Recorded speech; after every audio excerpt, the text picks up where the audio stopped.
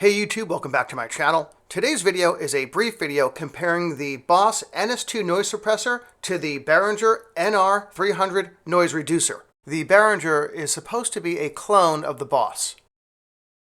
And the amp that I will be using today is my Marshall DSL-20 head. And here is a quick view of the settings on the amp. It may not be a 5150, but I do consider the DSL to be a pretty high gain amp. And by the way, I do use these pedals in the 4-cable method.